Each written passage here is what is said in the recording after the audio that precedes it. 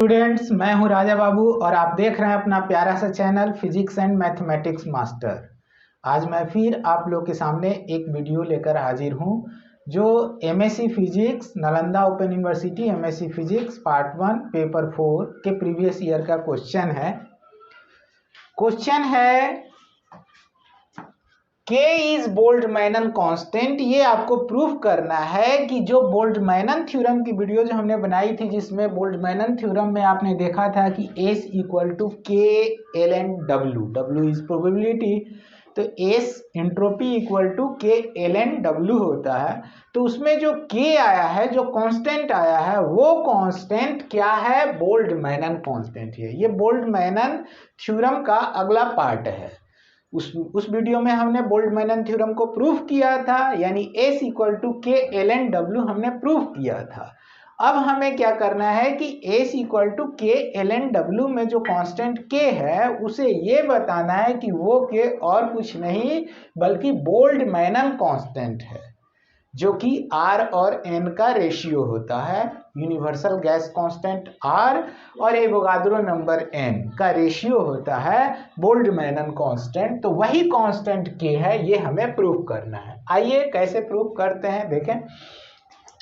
Consider the isothermal expansion of 1 mole of an ideal gas at pressure P1 and volume V1 into an evacuated chamber of volume V2।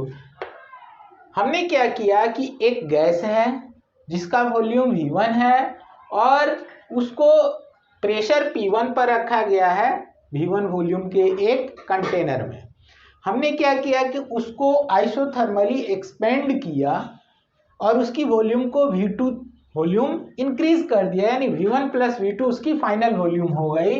The final volume of becomes V1 plus V2 at pressure P2। पहले उसका volume V1 था, उसके बाद हमने एक दूसरा volume लिया V2 जो कि इवैक्यूएटेड है, यानी खाली है, गैस दोनों में एक्सपेंड कर गई आइसोथर्मली, तो total volume V1 plus V2 हो गई।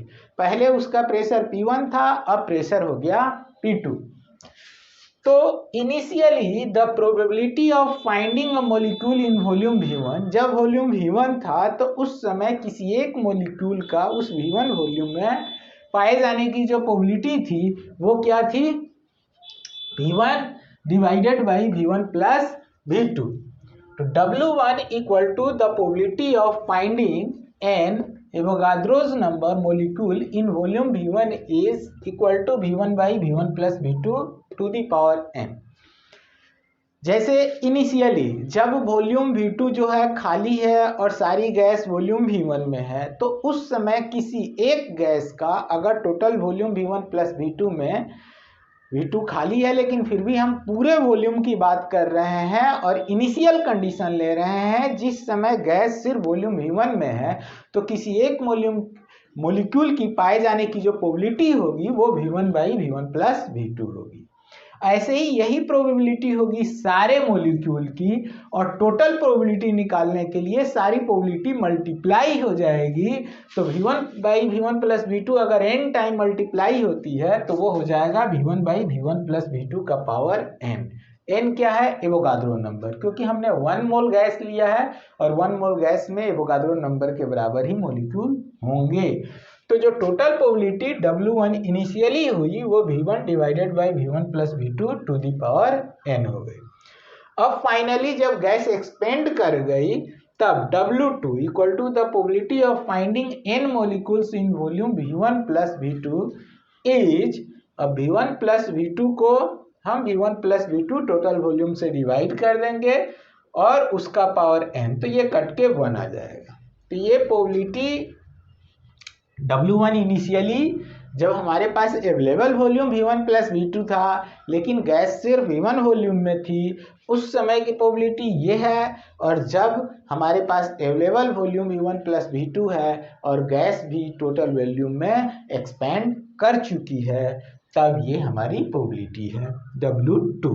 अब हमें चेंज इन एंट्रोपी निकालना है, तो अगर हम चेंज इन एंट्रोपी निकालते हैं, now delta S equal to change in entropy. तो change in entropy equal to क्या होता है, तो final entropy minus initial entropy. Final entropy क्या होगा, तो S equal to K L N W हम पहले ही डिराइव कर चुके हैं, के एल एन डब्ल्यू।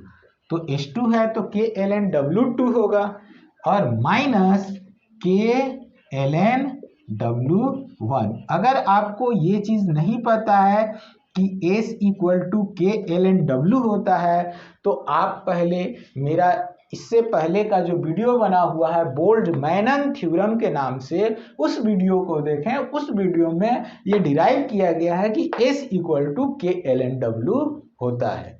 तो इसलिए H2 के एल एन डब्ल्यू 2 होगा और माइनस S1 के एल एन डब्ल्यू 1 होगा। ये हमारी चेंज इन एंट्रोपी है।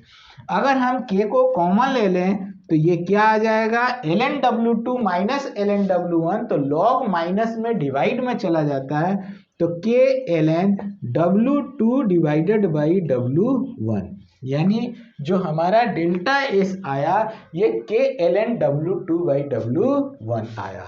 दिस इंप्लाइज दैट ये हमारा डेल्टा एस कितना हो जाएगा, तो K L N W two कितना है 1 है और डिवाइडेड बाई डब्ल्यू 1 कितना है, तो डब्ल्यू 1 हमारा है V1 divided by V1 plus V2 to the power n।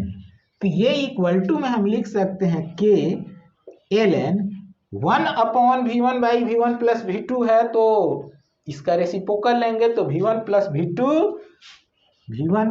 V2 divided by V1 to the power ये क्या आ जाएगा n।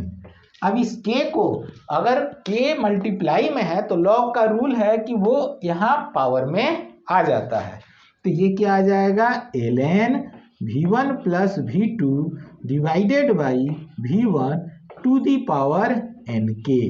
तो ये हमारा डेल्टा एस हो गया। अब ये delta S equal to ln V1 plus V2 divided by V1 to the power nk, इसको हमने इक्वेशन 1 मान लिया। इसके बाद हम देखेंगे कि बट बीएससी में आप पढ़ चुके हैं कि डेल्टा एस इक्वल टू क्या होता है, ये होता है CV ln T2 by T1 plus R ln V2 by V1 when the state of a gas changes from V1 T1 to V2 T2।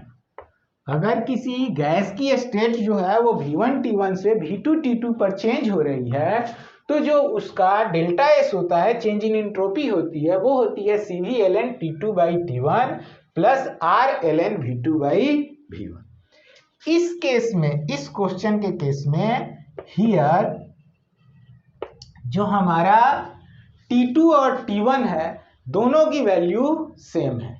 T2 और T1 दोनों क्या है, सेम है, यानी टेम्परेचर फाइनल और इनिशियल दोनों क्या है, सेम है। तो जब ये दोनों सेम, क्यों सेम है, क्योंकि आइसोथर्मल एक्सपेंशन है। तो आइसोथर्मल का मतलब ही होता है कि टेम्परेचर कांस्टेंट है, तो जब टेम्परेचर कांस्टेंट है तो T1 और T2 दोनों इक्वल होगा, तो ये कट के क्या आ जाएगा 1 आ जाएगा और उसकी वैल्यू क्या हो जाएगी 0 हो जाएगी। also जो ये हमारा फाइनल वॉल्यूम है V2 जिसको हमने लिखा है, वो फाइनल वॉल्यूम क्या है, यहाँ पर अगर हम ये VF लिख दें और ये VI लिख दें तो ज़्यादा बेटर आपको समझ में आएगा, ये TF और ये TI। तो TF क्या है, यहाँ फाइनल टेम्परेचर और इनिशियल टेम्परेचर दोनों इक्वल है, और ये जो इनिशियल वॉल्यूम है वो V1 है और जो फाइनल वॉल्यूम है वो V1 प्लस V2 है इस केस में। तो इसका मतलब क्या हो गया कि जो ये डेल्टा एस आएगा ये TF TI इक्वल होगा, तो ये कट के 1 हो जाएगा, तो log 1 की वैल्यू 0 होती है, प्लस R ln VF हो जाएगा V1 plus V2 divided by V1, यानी जो डेल्टा S हुआ वो हमारा ये R पावर में चला जाएगा, तो कितना हो जाएगा ln V1 plus V2 by V1 to the power R, ये हमारा इक्वेशन 2 हो गया। ये जो हमने लिखा है डेल्टा S इक्वल टू, ये BSc में डेरिवेशन है, इसके बारे में भी वीडियो एक मैं बनाऊंगा, जो इसके डिस्क्रिप्शन लिस्ट में उसका मैं लिंक दे दूंगा, अगर आप ज़्यादा डिटेल में जानना चाहते हैं तो। ये BSc में है, ठीक है। तो वहाँ से ये CV इक्वल टू है, और इस केस में टेम्परेचर दोनों इक्वल है, तो ये 0 हो गया, और जो फाइनल वॉल्यूम है V1 प्लस V2 है, इनिशियल वॉल्यूम V1 है, ये R जो मल्टीप्लाई में है ये पावर में चला गया। अब दोनों को कंपेयर करेंगे, comparing equations 1 and 2 we get, दोनों इक्वेशन को अगर हम कंपेयर करते हैं तो हमें क्या मिल रहा है, ln V1 plus V2 divided by V1 to the power nk equal to ln V1 plus V2 divided by V1 to the power R। अब अगर इन दोनों को कंपेयर कर रहे हैं तो ये क्लियरली हमें दिख रहा है कि ये nk क्या होगा, R के इक्वल होगा, तो हमारा k कितना होगा, तो k R बाई n होगा, और R बाई n क्या होता है, बोल्ट्जमैन कांस्टेंट होता है। तो ये हमने डिराइव कर दिया बोल्ट्जमैन कांस्टेंट, तो ये हमारा प्रूफ हो गया कि जो k S इक्वल टू के ln W में जो कांस्टेंट k है वो k और कुछ नहीं बल्कि वो k हमारा क्या है, बोल्ट्जमैन कांस्टेंट। तो ये आपका वीडियो कंप्लीट हुआ।